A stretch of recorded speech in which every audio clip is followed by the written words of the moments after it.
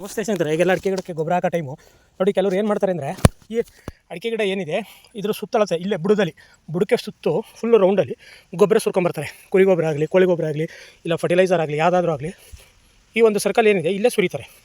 ಇದು ಬೇರು ಅಂದ್ಕೊಂಡ್ರೆ, ಇದು ಬೇರೆ ಗಿಡವನ್ನು ಹಿಡಿದಿಟ್ಕೊಳ್ಳೋವಂಥ ಬೇರು. ನೋಡಿ, ಇಲ್ಲಿಂದ 3 ಅಡಿ ದೂರ ತೊಗೊಳ್ಳಿ. ನೋಡಿ, ಇಲ್ಲಿ ಆಹಾರ ತೊಗೊಳ್ಳೋವಂತಹ ಬೇರುಗಳಿವು. ಬಿಳೆ ಬೇರು ಅಭಿವೃದ್ಧಿ ಆಗಬೇಕು, ಚೆನ್ನಾಗಿ ವೈಟ್ ರೂಟ್ಸ್ ಅಭಿವೃದ್ಧಿ ಆದರೆ ಗಿಡ ಆರೋಗ್ಯವಾಗಿರುತ್ತೆ ಅಂತ ಅರ್ಥ. ನೋಡಿ, ಇಲ್ಲೂ ಇದೆ, ಇನ್ನೂ 4 ಕಡೆನೂ ಹಾಕೋಬೋದು, ತೊಂದರೆ ಇಲ್ಲ. ಏನಿದೆ ಅಂದರೆ, ಈಗ ಎಲೆಗಳು ಇರುತ್ತಲ್ಲ ಗರಿ, ಆ ಗರಿ ಈಕ್ವಲ್ ನೋಡಬೇಕು, ಕೆಳಗಡೆ ಎಲ್ಲಿಗೆ ಬರುತ್ತೆ ಅಲ್ಲಿಗೆ ತಗೋಬೇಕು. ನೀವೊಂದು ಬಾಳೆ ಹಾಕ್ಕೊಂಡ್ರೆ, ಬಾಳೆ ಅಡಿಕೆ ಮತ್ತು 2 ಅಡಿಕೆ ಮಧ್ಯೆ ಬಾಳೆ ಹಾಕ್ಕೊಂಡ್ರೆ ಇದರಲ್ಲಿ ನಾವು ಪೊಟ್ಯಾಶ್ ಹಾಕೋ ನೆಸಿಟಿ ಇರಲ್ಲ. ಬಾಳೆಯಲ್ಲಿ ಪೊಟ್ಯಾಶ್ ಸಿಗುತ್ತೆ, ಈಸಿಯಾಗಿ ಸಿಗುತ್ತೆ. ನಿಮಗೆ ಪೊಟ್ಯಾಶು ಮೇಂಟೈನ್ ಮಾಡ್ಕೋಬೇಕು. ಬಾಳೆ ಸುಮ್ಮನೆ ಹಾಕ್ಬಿಟ್ಟು ಗುಂಪು ಬಾಳೆ ಮಾಡ್ಕೋಬೋದು, ತೊಂದರೆ ಇಲ್ಲ. ಅದನ್ನು ಮೇಂಟೈನ್ ಮಾಡ್ಕೊತಾ ಇರಬೇಕು. ಪೊಟ್ಯಾಶ್ ಹಾಕೋ ರೀತಿ ಅವಶ್ಯಕತೆ ಇರಲ್ಲ. ಕೆಲವರು ಪೊಟ್ಯಾಶು ಎಕ್ಸ್ಟ್ರಾ ಕೊಡ್ತಾರೆ, ಆ ಅವಶ್ಯಕತೆ ಬರಲ್ಲ. ಯಾವತ್ತೂ ಅಷ್ಟೇ ಇಲ್ಲಿಗೆ ತಗೊಂಬಂದು ಸುರಿಬೇಡಿ. ಅದು ಸಾಧ್ಯವಾದಷ್ಟು ಗುಂಡಿ ತೊಗೊಳ್ಳಿ. ಗುಂಡಿ ತೊಗೊಂಬಿಟ್ಟು ಗೊಬ್ಬರನ ಹಾಕಿ ಮುಚ್ಚಿ ಇಮಿಡಿಯೇಟು ನೀರು ಬಿಡಿ.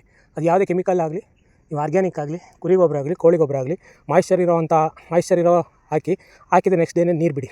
ಇನ್ನೂ ಒಂದು, ನೀವು ಕುರಿ ಕೋಳಿ ಗೊಬ್ಬರ ಹಾಕ್ಬೇಕಾದ್ರೆ ಏನು ಮಾಡ್ಬೋದು ಅಂದರೆ, ಬೇವಿನ ಪುಡಿ ಒಂದು ಗಿಡಕ್ಕೊಂದು 1/4 kg ಇಂದ ಅರ್ಧ kg ಬೀಳೋವಷ್ಟು ಬೇವಿನ ಪುಡಿ ಮಿಕ್ಸ್ ಮಾಡಿಬಿಟ್ಟು ನೀವು ಒಂದು 15 ದಿನ ಬಿಡಬೇಕಾಗುತ್ತೆ ನೆರಳಲ್ಲಿ. ಮಾಯಿಶ್ಚರ್ ಇರೋ ರೀತಿ ನೋಡಿಕೊಂಡು ಅದಕ್ಕೆ ಟ್ರೈಕೋಡರ್ಮ ಎಕರೆಗೆ 3 kg ಅಷ್ಟು ಟ್ರೈಕೋಡರ್ಮನ ಬಿಟ್ಬಿಟ್ಟು ಹಾಕ್ಬಿಟ್ಟು ಮೇಲೆ ಮಣ್ಣು ಮುಚ್ಚಿಬಿಟ್ಟು ಮತ್ತು ಇಮಿಡಿಯೇಟ್ ಇರಿಗೇಷನ್ ಮಾಡಬೇಕು, ನೀರು ಬಿಡಬೇಕು. ಬಿಟ್ಟರೆ ಈ ಏನು ಫಂಗಲ್ ಡಿಸೀಸ್ ಬರುತ್ತೆ ಅದೆಲ್ಲ ಗುಣ ಆಗುತ್ತೆ. ಧನ್ಯವಾದಗಳು.